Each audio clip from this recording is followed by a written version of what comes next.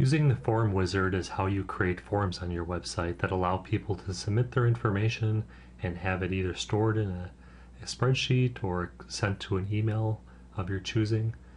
So it's a way for people to communicate with you. It's used just like any other module on the website. If we wanted to add a form, like say a simple contact form to this page, we would go under Edit This Page, and in the feature, select Form Wizard. Give your form a name. Choose where you want to put it, center. We're going to put it at the top so we can easily see it. And then View. So now we have the Form Wizard module placed on a page. And there's 3 different options here. The first one is Settings. And here we have different options from spam blocking, which is those spam bot prevention. That's usually a good idea to have. I'm going to kind of pass through some of these features that you don't use too often. The submit button text at the bottom of the form, it says submit. Typically you could say something like that instead. That makes more sense for your application. Let's see. Most of this you can just leave as the default. If you want to redirect to another page after the form has been submitted, you could add that URL in here, /home to the home page or something like that. Typically you want to leave it blank because it'll submit to itself and give a kind of a thank you message. Then under the notification tab, we have the notification subject. So this is the email we're talking about. So this is what the subject line of your email that comes to you from the website is going to say. What email addresses do you want to receive this form? You can have multiple email addresses in there by adding them like that. You don't need this. BCC field. If you want to copy the person who submitted the application with an email, you could click that and it would send them an email as well. If you have a long form and you don't want to receive all the empty fields that people don't fill out, you can select that. There's a more advanced thing I'm not going to get into right here called notification templates. If you want to send back somebody a very fancy formatted message of thanks instead of just the standard boilerplate response, you can go into this, and it's not that hard to figure out. You could probably do it with just a little bit of experimenting. If you wanted to accept uploads with your form, there's an option here too of how many uploads are allowed and is it required or not. If you wanted instructions, so say you're doing a resume form and somebody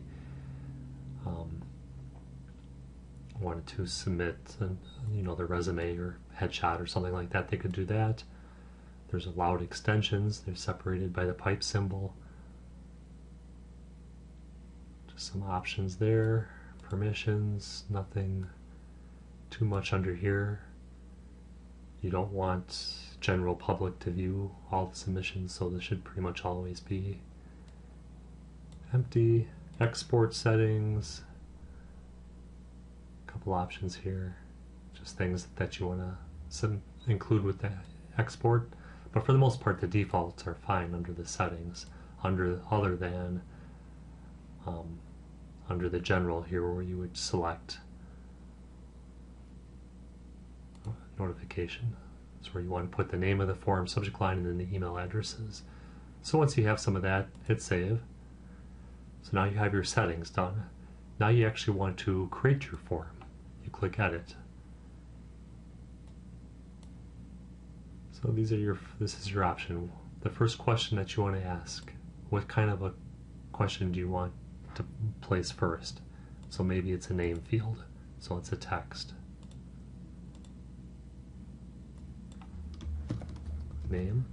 Do you want that field required? Sure. save. Then you can click off. Now you can see that's your first field. Let's do another one. Let's do address.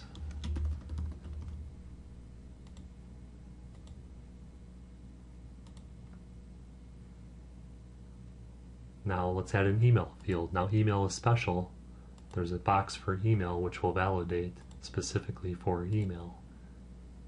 And this is also the field that we'll be sending the email from. So the from field, when you get that in your response in your inbox, it'll say from. So you always pretty much want an email field included in your form and to be required. So that's the form type of email. And maybe now a paragraph box where we might say your message, also required. Click off. So there's your message. Now other types of things you could add are a drop-down list of menu options, a checkbox. Would you like to subscribe to our newsletter? Maybe a checkbox. Maybe it's multiple choice. A date picker.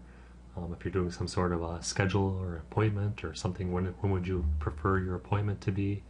A sliding scale, maybe it's a form of a survey. How was your service rated from 1 to 10? Yes, no, checkbox. Instruction block, this is just text. So if you wanted to add some copy in between your form fields to break things up or to add a title or headline or something, that's where you would add that. HTML is if you wanted to add some code in there as well. That's just another option. But we have a form here. Those are the questions we have laid out. You can move them around. Let's say I want to put email above address. You simply click and drag on this little symbol and that moves them around. You can delete the question here. Go back and edit it here. Save it.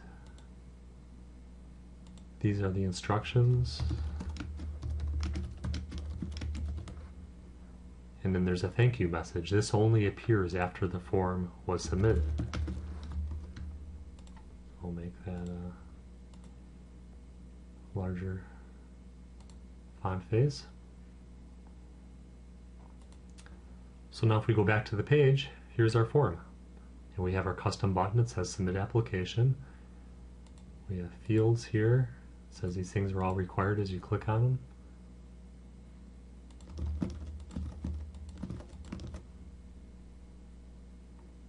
And then when you hit submit, gotta be a valid email address. And that's one of the reasons why you make that email a email field specifically, because it will validate it. Now you hit submit, and there it says thank you.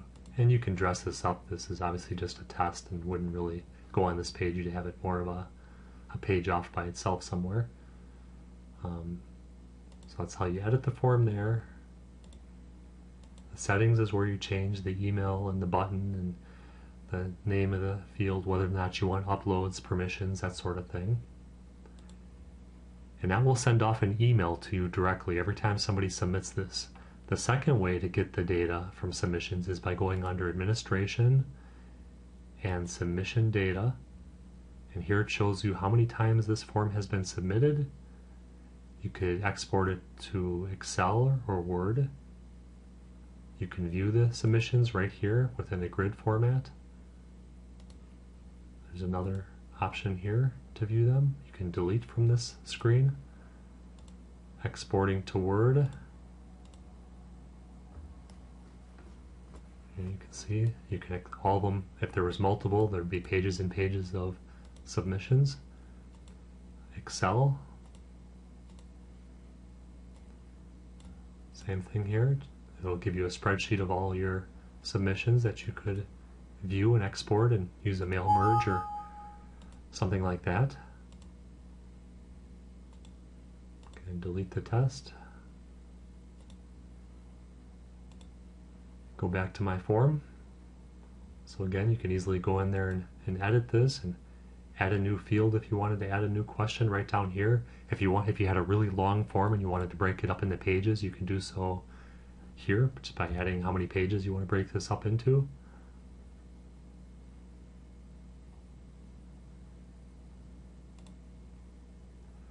In this case, I want to just delete this test, and now the entire form is gone.